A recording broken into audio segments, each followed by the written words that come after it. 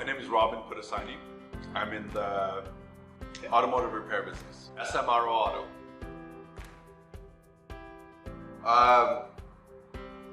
I started 1989.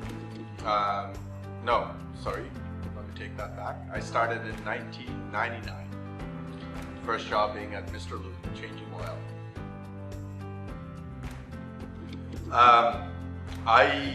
One of my close friends, I had no clue what I wanted to do once I finished high school, and he said, "Hey, I can get you a job at Mr. Lube. Do you want to try?"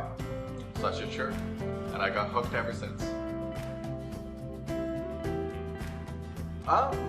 I think the best advice for success in this business would be honest with people, be honest with customers, be honest with employees. I think honesty is the biggest thing that I would say is the pathstone to success in this business.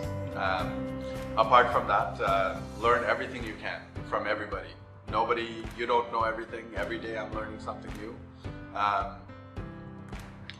I think those would be the two biggest things. Cars break, no matter what. Don't try to sell them everything that's broken on a car.